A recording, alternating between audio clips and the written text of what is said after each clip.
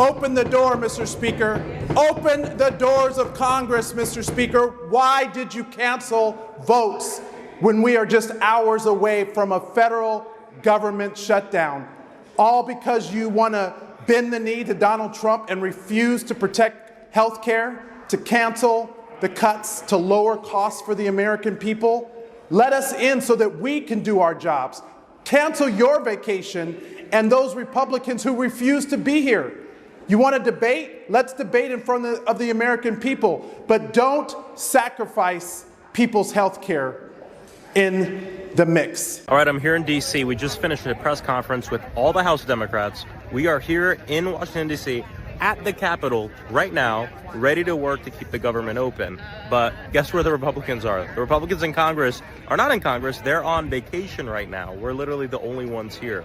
And it just goes to show that they have, number one, put us in a healthcare crisis. They want to go into a shutdown so that way they can take away healthcare from more people. We're here to say we want to keep the government open. We're not going to vote for a bill that's going to rip away healthcare from people. Get over here and let's work to make sure that this doesn't happen. But they're nowhere to be found. They're on vacation. And you can visually see the fact that all the Democrats are here, but none of the Republicans are here. So call your representative and tell them to get to work. Hey everyone, I'm here at the U.S. Capitol. Been here since yesterday, ready to work. Unfortunately, many of my Republican colleagues didn't show up. Well, 2 did today. They showed up to the House floor. What did they do? They motioned to adjourn and walked off the floor, quitting work, knowing the clock is ticking. Because if we don't have a resolution done by midnight, government will shut down. All we're asking is to protect health care. So many millions of Americans, the most vulnerable among us, rely on government to protect them, rely on government to make sure that the healthcare cost does not continue to rise. We know it's a crisis. We know more needs to be done. But for you not to show up to work when you control the House, you control the Senate, you control the White House, you are politicking with people's lives. And so I'm telling everyone out there, make sure you are engaged, make sure you're pushing back, because right now when the federal government shuts down, it is us, the people in the communities that we represent, that will be impacted the most. Hey everyone, Congresswoman Delia Ramirez. I just left the House floor. Democrats, we all showed up to do our job during pro forma, which is at a time where the Speaker could actually open up and accept a continuing resolution. The Speaker single-handedly decided not to recognize Rosa DeLauro, our appropriations ranking member, who had a CR continuing resolution to keep the government open and restore health care, and he would not even recognize her. The fact that so many of us asked him to recognize her and he absolutely ignored her makes it very clear. Republicans want the government to shut down. They wear the jacket. They have the opportunity. We're here. We're in the Capitol doing our jobs. They should be flying here immediately and making sure the government stays open instead of they're on vacation, having fun, whatever the heck they're doing right now. So I want you to know that Democrats are going to stay here and we're going to do everything we can to keep the government open. Republicans, do your job. Don't shut us down. It is day 2 here in DC.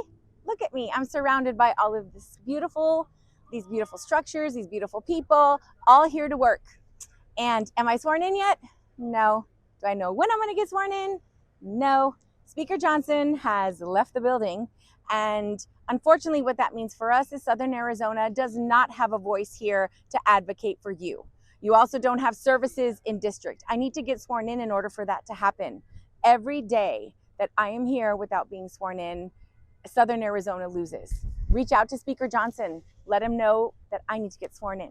Hey everybody, I'm on the House steps of the U.S. Capitol because Democrats are here ready to get to work and make sure that we get a deal that cancels the cuts, lowers costs for the American people, and saves healthcare. And it is the most galling thing that Mike Johnson sent Republicans home. They are not here. They are not negotiating a deal, and they control government. Republicans control the House, the Senate, and the White House, and they are refusing to do what they need to do to govern and to save healthcare. We just heard these incredibly powerful testimonies from a woman with 2 kids on the autism spectrum, from a man who has cancer, stage 4 cancer, and what the healthcare cuts that have already been passed, plus the ones that are coming, are going to do to destroy people. A nurse who's dedicated her life to saving people, who sees people dying because they can't get healthcare. It is wrong, and that's why Democrats are in this, to fight for the American people, to fight for healthcare, and to make sure that if Republicans need our votes, then we are able to save healthcare for the American people. Hi, it's September 30th, and here we are in Washington, D.C. Well, let me correct that.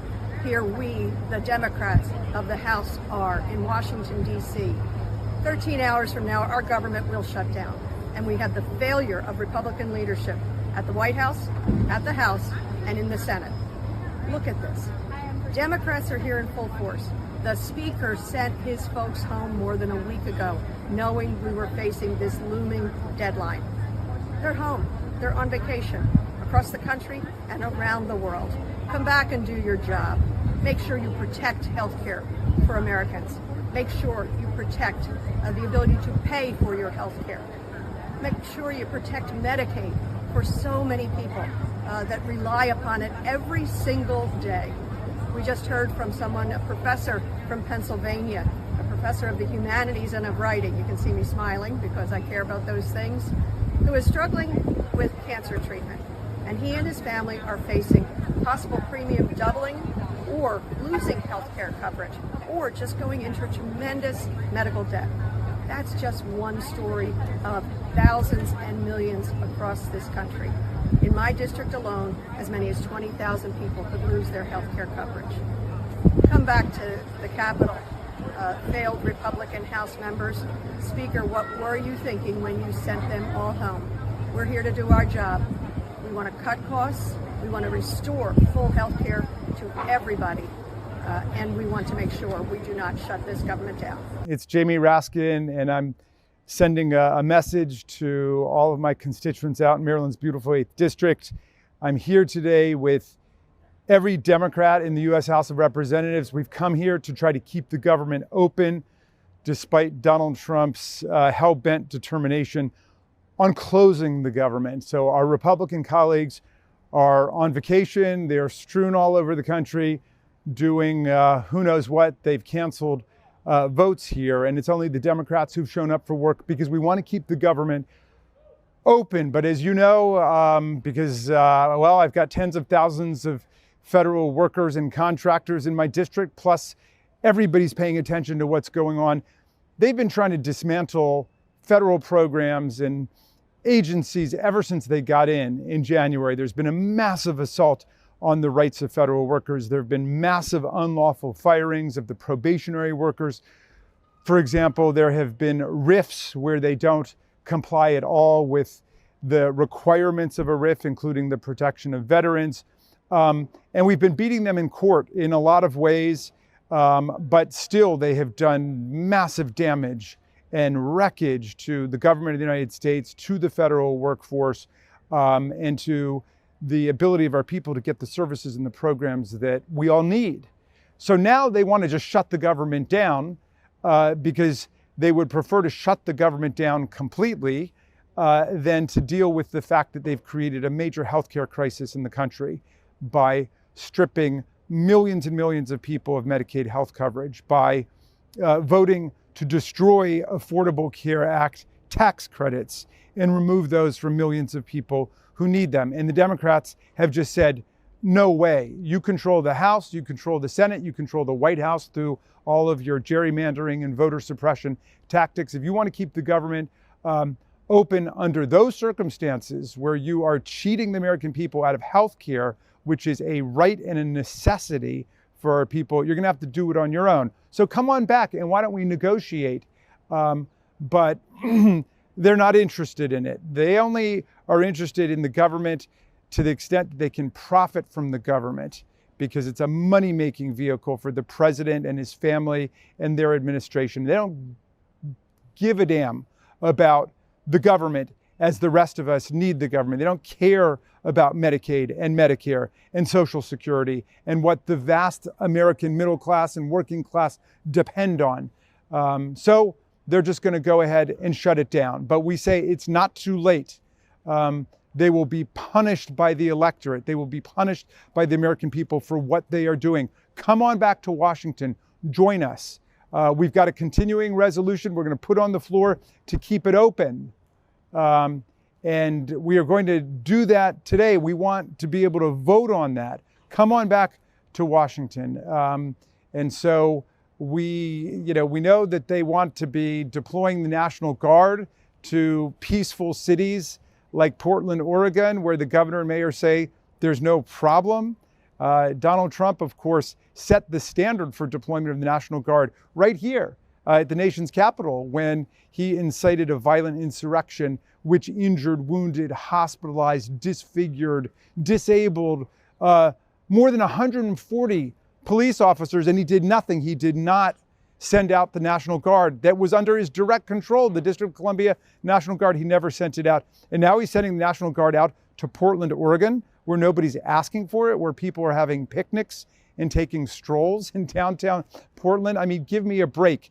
Anything to distract from the fact that they are dismantling the healthcare of the people, and now they're about to completely shut the government down that they've been working to dismantle piece by piece. I've been standing with the federal workers at the Agency for International Development, AID. I've been with the workers of the Consumer Financial Protection Bureau, CFPB, the workers at the Department of State, the workers at the Department of Education, our people at NIH when they tried to cut billions of dollars out of medical and public health research grants that fuel scientific innovation and medical breakthroughs in the country. I've been standing up with the workers at the Food and Drug Administration all across the federal government, and now they're going to try to just shut the entire thing down. It's a very dangerous moment for American constitutional democracy. We tell our Republican colleagues, come on back to Washington, do your job. Let's get to work. Let's figure out a way through this crisis, and let's restore the healthcare rights and the benefits of the people. Let's get democracy moving in the right direction again. Thanks for tuning in, everybody. So, a lot of people have been asking me, you were supposed to be sworn in this week. Your election happened last Tuesday. Yep. And have you been sworn in? Here we are. I have not. I am literally trying to figure out what the holdup is for this Chicana from Tucson and why I can't get sworn in. But I was hoping today we'd have an opportunity, and that was shut down really quickly. And so now it might be the 7th, might be after the 14th. I have no idea. And the thing that's really crazy about this is, number one, we were supposed to be in session anyways this week, and they canceled votes. Right. But even so, Mike Johnson was in such a hurry after the last couple of special elections that he swore in his members when we weren't in session, but yet he's not giving you that opportunity. On a day like today, a pro forma day, right? April 2nd, look it up. There were 2 Republicans sworn in specials. Yep. And here I am just waiting and hanging out. But I'm meeting great people. We're chit-chatting. It's great. And, trying to avert a shutdown and save our democracy and make sure that the government stays open and protect healthcare, do all the things. But, I know you've worked in public service throughout your career. And I would be remiss if I didn't note that your dad is one of my favorite people, and we miss him dearly. He was the chairman for the Natural Resources Committee for many, many years and a mentor to so many of us. But what drew you to public service, and what are you passionate about? What are you excited to get sworn in to do? Oh my gosh. So public education is a big one for me. I served on a school board for 20 years. I'm a product of public schools. My parents are, my kids are. I think it is that opportunity. It's what opens doors of opportunity for people. And I am the granddaughter of a bracero, a hardworking Mexican immigrant who came to this country with a promise of a job and hope for a better life. And I am the daughter of a U.S. congressman.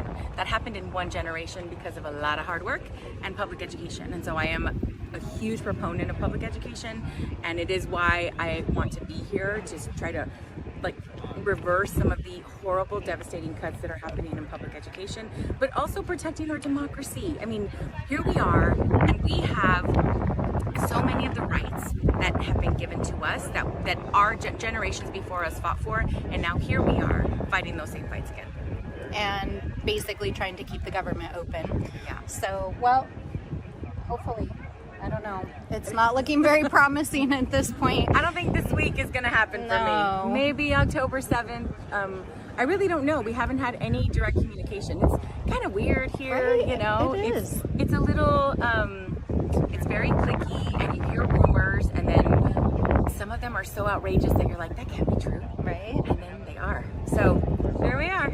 And not only that, not only have they not communicated to you about your swearing in, we just learned in our caucus meeting that after last night's meeting at the White House, not a single Republican has reached out to Democratic leadership to try to either reopen the House or keep the government open. So here we are. But look, Crazy. we're here. We're here. We're We're here. ready to work. We're ready to work. Well, we're so excited that you're here. Thank you so much.